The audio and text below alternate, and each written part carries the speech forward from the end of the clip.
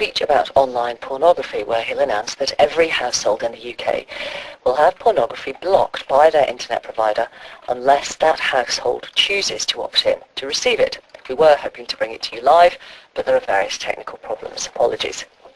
The Prime Minister will say he wants to protect children from accessing internet pornography, which he believes is corroding childhood. David Cameron also wants to make it illegal in England and Wales to access online pornography that simulates rape. It's already illegal in Scotland. And he wants to stop people being able to search for child abuse images through their internet search engines. Plus, he'd like a blacklist of search terms taken up by the providers, which not only blocks what can be searched, but also gives a warning that what someone might be trying to do is illegal. Mr. Cameron says that it is this last point that the government is currently clashing with the search engines over, as they see it as an infringement of free speech. Mr. Cameron says the internet industry needs to take more responsibility. We're on the case. This is going to be a big campaign. There are some specific steps we can take right now. Give the Internet Watch Foundation resources and ability to take down images. Make sure the police run a really tough campaign to find these images and find the people putting them up. But the final piece of the jigsaw, which is even more responsible behaviour by the companies, they're not doing nothing, but I want them to do more. Let's talk now to Mark Williams-Thomas, a child protection expert, also to Christine Bicknell, who is the grandmother of Tia Sharp. Tia Sharp was murdered by Miss Bicknell's former partner, Stuart Hazel, who had a history of viewing child pornography online. Also, Jim Killock is with us, Executive Director of the Open Rights Group, which defends freedom of expression and privacy on the internet.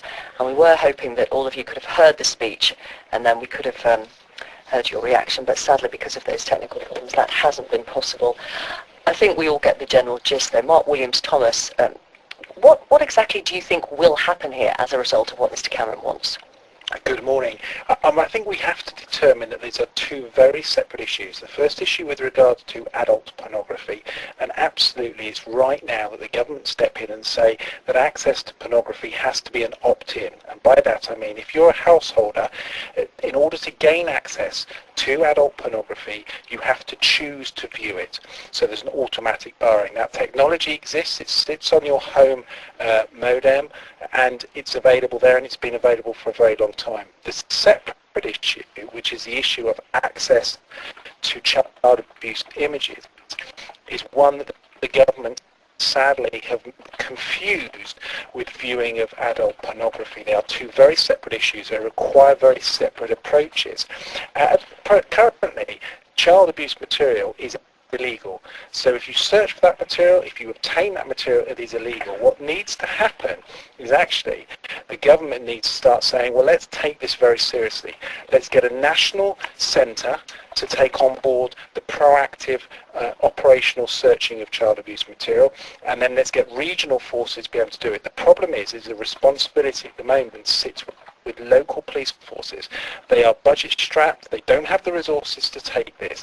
And let's use one example. Last year, the centre of CEOP, the Online Protection Centre, they identified 50,000 people within UK who had child abuse images. Yet only 4% a year on average are prosecuted. That tells you that the large majority of those people who possess images are not being prosecuted. And you say that's simply down to resources and manpower? The only way to tackle this is through proactive policing. Let's get these people prosecuted, let's get them to court. There's some questions around whether the sentences are appropriate. I mean, anybody who possesses child abuse images, I say, should have a minimum of a 1-year sentence, and obviously that should increase depending on what there is. And that's why we need to look at it very differently. The people who go looking for child abuse material do not go looking for it on Google search engine. They go to Tor, which is the onion networks, they go to peer-to-peer networks, they go to forums and chat facilities where these are readily available. Okay, so the idea that Mr. Cameron is announcing today, this idea that adults will have to opt in on their household devices, you say, yes, that's good, but that will have no impact on the volume of child sex abuse imagery that's out there. Absolutely, and this is where the government are missing the issue. They are two very separate issues. Claire Perry's done very well, the MP, in relation to raising the issue of adult pornography, but she's completely off the mark, as are so many other people advising the PM in relation to child abuse material. Very separate separate issues need to be dealt with separately. Right. So if you are somebody who likes to access child pornography online, you simply opt in and will be able to continue to. Well, interestingly enough, there's some members of Parliament this morning have said that, you can opt into viewing child abuse material online. This just goes to show their ignorance. It is illegal. There is no need for new legislation. The PM's talking today. It may be illegal, Mark, but it happens. But it happens, and that's why we need to be proactive about it. So actually, in terms of new legislation, the government is saying, the PM has said, I'm going to introduce new legislation which will assist the police in looking at what he refers to the dark web. And for your listeners here, that's the area which is the underworld of the internet, which is accessible via certain software called Tor, which are onion networks, where offenders will go and readily available material is shared in millions every single day. The police already have that technology. What needs to happen is that they need to properly now resource this and say, do you know what, let's have a zero tolerance in relation to child abuse material. Let's give police forces a proper resource to be able to do it. Let's take away the responsibility sitting at local level. Let's put it into a regional level. Let's create 4 regional police forces whose sole responsibility is properly financed in order to go and tackle these individuals. Because it's not until you start fighting this in the same way as the biggest deterrent in relation to drink driving is actually having police officers on the ground to stop and arrest people. Let's put exactly the same resources into protecting children through child abuse material. Christine Bicknell, thank you for talking to us. What do you think of this plan of David Cameron's to get households to have to opt in if they want to access adult pornography? Yeah, I agree with that. I mean, if you want to access adult pornography, that's entirely your choice. But I do believe that anybody that access or chooses to access child pornography, there's a person sitting at the end of the computer that's uploading all that. They should be targeted, severely targeted. And people who choose to access it, they know they're doing something illegal. Why can they not be prosecuted for it? But the idea that this opting in suggestion, I mean, Mr. Cameron says it will stop young people either deliberately or inadvertently coming across adult pornography. Do you think that will happen? To be honest with you, I mean, I don't really know much about the internet. I'm not very much up to date with computers. I don't know. I don't know what the best answer would be, but my own honest opinion is that it should be stopped.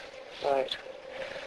Let's bring in Jim then. Jim Killick, who is Executive Director of the Open Rights Group, which defends the freedom of expression and privacy on the internet. Hello, Mr. Killick. Hiya. Hi. What do you make of Mr. Cameron's plan? Well, I agreed a lot actually with what Mark said. I don't agree with him about quite how adult filters should be supplied to households, but I do very much agree with him on several points. For a start, I think we do have to consider both of these. Well, there's actually 3 issues that David Cameron's raised. One is how we define extreme pornography, which is a very complicated issue, which must be handled sensitively because some of this will be about consensual adults. You don't want to criminalise people unnecessarily. You've got to be careful when you criminalise people if they're not doing harm to anyone else. That's first question. Second question was about child abuse images, which we all agree should be illegal, are illegal, and must be combated. But I very much agree with Mark that tackling this through search engines is probably fairly irrelevant. Personally, I think it's a bit of a gimmicky policy because it's easy to bully search engines into doing something about something they know will damage their reputation if they don't react. It's much harder to do the things that Mark was talking about with policing, which require resources and money, and yet we haven't heard those things from the Prime Minister. We should have also been hearing about how he's going to tackle money laundering of money made from child abuse images, and we should have also heard about how he's going to work with groups with policing internationally and international governments to shorten the amount of time it takes to remove these images. So there's clearly a lot more images. to be done. Clearly a lot more to be done. But the principle, first of all, of the first bit of the plan, the opt-in, yes? Well, No. no. I mean, I actually said something really, really dangerous today. Dangerous? David Cameron advised parents that once they had these network filters, that they would with one click be able to make all of their children safe. That's really bad advice. Really, really bad advice. Because firstly, network filtering is not especially robust. It doesn't really stop everything, it can only stop a certain amount of the material because it has to identify it. Okay, there may be flaws, but the principle, good or bad? Well, the principle should be choice, and you have to, I think it's very important to remember that we're not just talking about pornography when we talk about children. There will be choice. You can choose to opt in if you want to access adult pornography. Actually, what I think will happen is it will be a question, do you need or wish to install filters, yes or no, and then you'll move on to questions. I think that's a fairly sensible approach. The bizarre thing that's going on today is in order to claim victory to the Daily Mail, David Cameron is saying you'll have to opt into porn. I don't think that's quite what is going to happen. At least I hope not, because it'll be, do you want to opt into being able to view a range of political content? Do you wish to opt into being able to see the pubs and bars and alcohol-related sites of the Rose and Crown down the road? And I just don't think those things should be switched off by default. And I'm honestly, whereas if you're talking about protecting children, maybe you do want to switch those things off, along with the BBC News site, which contains an awful lot of violence in places like Syria and so on, which again you may wish to restrict from your children. You may need to restrict from your children. Okay. Christine, let me ask you what your view is about the accessing of child abuse imagery that Stuart Hazel did, and how much you feel it played a part in the death of your granddaughter. I don't know exactly what pornography sites he was going on to. I don't know what he was accessing, and I don't know what he was looking at. I don't agree that it's what caused him to do what he done to my granddaughter. Whatever that was already in him, but I agree it fed it. It was like a food. It made it grow. So maybe if he hadn't have seen any of that, maybe he wouldn't have gone to the extent he did. That's something I'll never know. And do you have a message for the internet service providers who potentially allow people to access that sort of imagery? My message to them is if they can't close it down, then I believe that they should be severely prosecuted, because they are as bad as the people behind the computer that's uploading it. Jim Killett, what about that view of prosecuting the ISPs, the internet service providers, for hosting that kind of content? Well, I think we have to be a little bit careful. Absolutely they should be prosecuted if they're hosting content, and they are. Nobody in the UK hosts this kind of content. It is deleted from servers very, very quickly. The problem that ISPs have is that they are in effect a kind of pipe, and they don't know what's coming down that pipe per se. When they find that the child abuse images are being accessed through their networks, what they do is firstly they block them very quickly, and again, they're very responsible about that. They block those images. Google, if they find those websites indexed in their search, they remove them from their database. but they can't remove them from source because they're probably hosted somewhere else. And that's the part we need to concentrate on, because most of those sites are either in the United States or sometimes Eastern Europe and so on, but they're not generally in the UK. The problem the UK police have is that they have to, or the Internet Watch Foundation have, is that they've got to get the foreign website hosts to respond to the takedown requests. As I say, at the moment that's taking days. Yes. Rather than hours. And Jim Killick and Mark Williams-Thomas, do you understand this in terms of what the Prime Minister is announcing today? Is this the sort of warning to ISPs, or is legislation going to follow to force them to do this? Well, I mean, I think ISPs are very aware. I'd be the first to criticise ISPs if I thought they weren't actively doing something, but they are. A lot of them install photo DNA, which enables them to look at some of these images. And many of these internet service providers really are trying to reduce the amount of accessibility to child abuse material. But the problem is there seems to be a lack of understanding what ISPs do. ISPs are very much a gateway in ordering individuals to be able to go to other sites. The large majority of child abuse material that is being accessed through the hidden internet, through onion sites, through peer-to-peer, huge amounts of problems on peer-to-peer. And until you start to tackle that issue, you don't start to deal with the issues of child abuse material. That is why it's really important that the government actually separate these two issues. Let's deal with the issue of accessing adult pornography, which is an issue of desensitization, of sexualization of children. Let's limit the amount of access. Gone are the days where children could gain access to adult pornography either through, something their parents have collected or through the shop. The accessibility now and the desensitization in relation to sexual activity is accessible in the playground through mobile phones. Well, that's where today's speech will have no impact, because if teenagers have mobile phones that have internet access, they will be able to access adult pornography. And also, they are sending photos between themselves, some of them, of them with their girlfriend or friend in, uncompromising positions. Absolutely, and this is why what needs to happen is we need to have a proper approach and determine through some kind of knowledge or understanding to say these are very complex issues. They need to be dealt with individually. I am totally in support of the Prime Minister wanting to tackle the issue of online pornography as an opt-in, and particularly around the child sexualization, but these are very different issues of child abuse material. Let's separate the two and let's deal with them separately. The government have bundled this all together. They've tried to put it into a situation which is PR attractive, and as a result of that, sadly, it'll have little impact on what we're really talking about here, which is the sexual abuse of children and photographing video of that abuse and putting it up online. Thank you all very much. Modern childhood.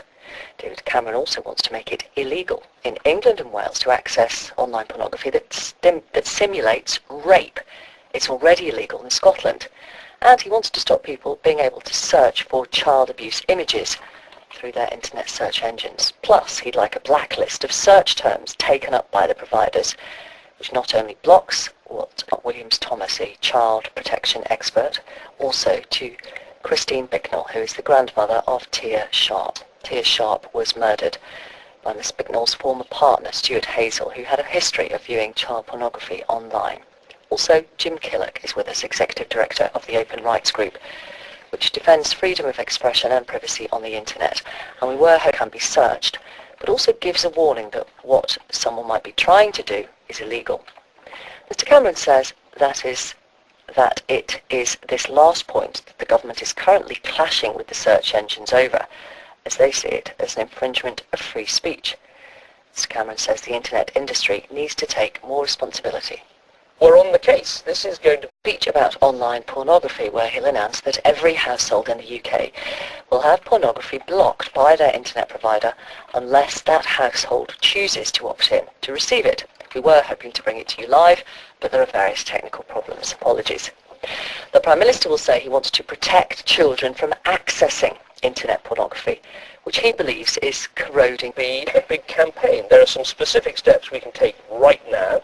give the Internet Watch Foundation resources and ability to take down images, make sure the police run a really tough campaign to find these images and find the people putting them up. But the final piece of the jigsaw, which is even more responsible behaviour by the companies, they're not doing nothing, but I want them to do more.